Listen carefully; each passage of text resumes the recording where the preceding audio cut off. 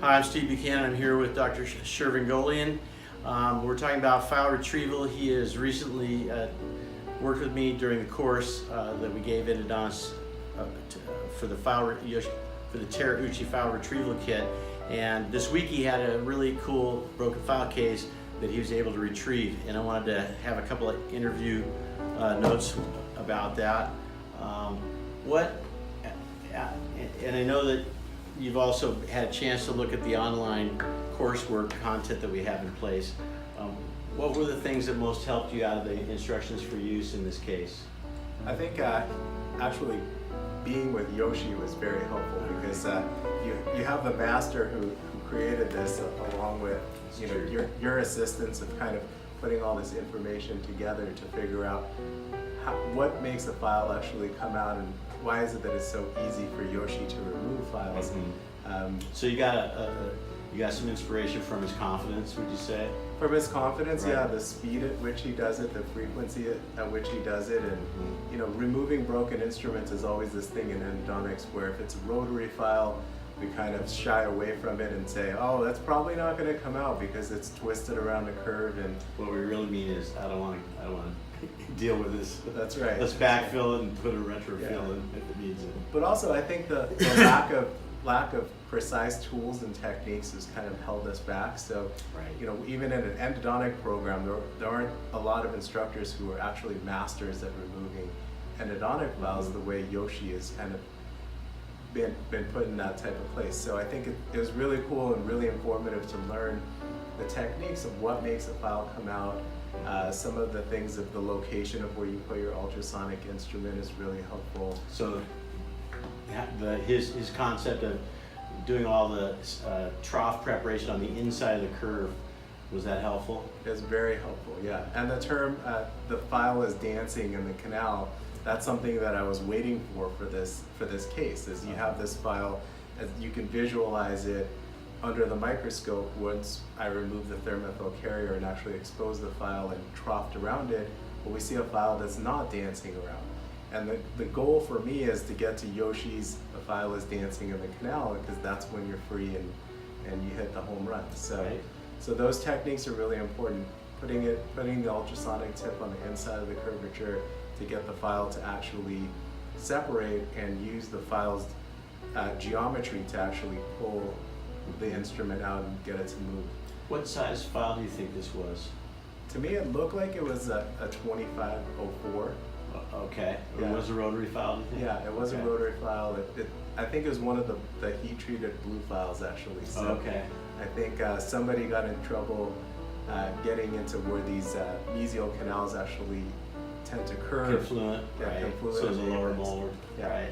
Yeah, in this case actually ended up being two separate roots, but they kind of came in and curved like they do sometimes. So the importance of getting a patency file down sometimes in these long curvy mandibular molars is important, but that's a whole other topic to explore. Well, the thing that made this case seems to me especially satisfying is because it was failing because of the file being in the way of treating that canal adequately. Many times we can bypass them, or they break it in length and they're not an issue, but this thing was mid-root, there's a lesion, you gotta get it out, right? Yeah, exactly. Okay. And when you treatment plan cases like this, you also want to look at how much tooth structure you have to remove to actually remove a file. Well, luckily, the general dentist that broke the instrument, he had already tried to remove the file and open the tooth up really wide. He'd done it about 4 or 5 years ago. So we're looking at a case that's not going to fail structurally because the tooth has already been opened. So that in itself helps me to know that all I have to do is get this gutta perch out, then I have access to the file, and then I can just use the principles and the techniques of the Terauchi File Removal Kit. And if I follow the recipe, we're going to be successful. Great. So the file, let's just click through the things that he says are important. Was it visible or non-visible? Exactly, it was visible. Visible. Yeah. Your chances go up 95% in that case. Was it a long or a short segment? Less than 4 or more than 4.5 millimeters? It was a little bit more than 4.5 millimeters, yeah, okay. Which made it a little bit more challenging, but I think the principles still hold true. If you can visualize it, you can get to the inside curvature of the file, And then what Yoshi states is having the EDTA in there at the end. Right, to transfer that energy to the file. Exactly. Yeah. And that's when you're hoping that you're going to hit that home run and the crowd is going to cheer, and that's what happened. Is the EDTA is in the canal. Yeah, and in this case, actually, I sent my my dental assistant to go get me something, and every time I send my dental assistant out of the room, either the post comes out or, you know, so I was like, maybe we need to change this up. Can you go grab me this instrument? I'm like, EDTA in here. I know while she's gone, this thing's gonna pop out, and bam, you just see it pop out right there. All right. So, while we know that many of the longer files need a loop to remove, this didn't require it. Well, a loop would have helped, definitely. Okay. I could have used the loop itself, but this one did come out without it. Yeah. So you got it moving and still had a couple of little challenges getting it out? Yeah, we had a little bit of challenge. The main thing really was I was looking for that file to be dancing in the canal. That's the key. That's we saw it, and it was moving, it was dancing, and with the EDTA, the transfer of energy just popped it right out. So yeah. So when you do as we said in his course, if it's your file, see, it can be really difficult to get these things out because you're living in a state of shame. When it's somebody else's file, it's a lot of fun actually because you get to be the hero. That's right. As long as the patient knows, you know, what the prognosis is, you really have nothing to lose but to try. And I was a hero to the patient. He actually brought me a bottle of wine afterwards. Awesome. So are you planning on specializing in broken file retrieval like Yoshi? As soon as we hold a course on Trick how question. I can make money off of this. Hey, he charges $1,500 a file, and if he has a tooth, my favorite case of his is the one that has 4 broken files. And as I say in the narration of the course, it's like, wow, this is an interesting case. You break a file, you still, you know, you're inspired. You're still going to give it a go. You break the second file. Are you going to continue until you have a file broken in every canal? That's right.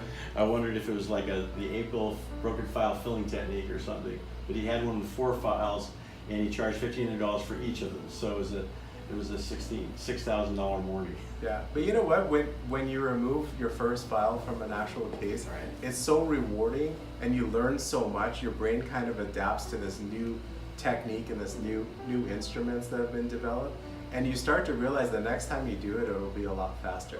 So when Yoshi says he can get a file out in 3 minutes, right? I can see it happening eventually. Right. This one took me a little bit longer because I was thought he was cautious. kidding. Yeah. It's like, no, you can get a broken file So in 3 minutes. you could definitely. become a file removal specialist. Not that I want to make things more complicated for myself, but I don't want to encourage people to be breaking files and sending them. But it's something that's actually very rewarding, and I think especially if you have access to magnification such as a microscope. Could you do this without a microscope? No. No, absolutely not. Could you do it without a CBCT machine? I think you could. Right. I think you could with an X-ray and just being able to visualize it. Definitely the CBCT helped me in this case because, as you can see on the scan itself, they're confluent canals, but they actually separate to their own. So just knowing that anatomy of what I need to clean, because if it was just a file and they were joining together, then we could say, hey, they joined and maybe it's not so important to clean this canal. Right. Or Well, get this actually, the file. other canal was filled okay, wasn't it? It looked good on the Yeah. X-ray, yeah, but since you're in there, it's a really good idea to Retreat clean it. it all out, retreat that whole system there. And when you look at the X-ray and you look at the cone beam, there was no lesion on the distal canal. It looked like it was cleaned well, filled well. It may not look like the type of case I want to have, but as long as there's no pathology and there's a nice fiber post in there, nothing's going to get into that part of the system. Right. So we might as well separate it out and do a selective retrievement. Oh, I totally agree. Well done. It's really exciting. As he said, every time you get one of these out, you feel more confident about your next opportunity. The critical part is treatment planning at the beginning, understanding the length, the curvature of the canal coronal to the file segment, and whether you can make the file visible through a microscopic viewpoint. This is Steve Buchanan and Shervin Golian from Dental Education Laboratories, Santa Barbara, California. We're going to go back and finish the 2-day course with our course participants.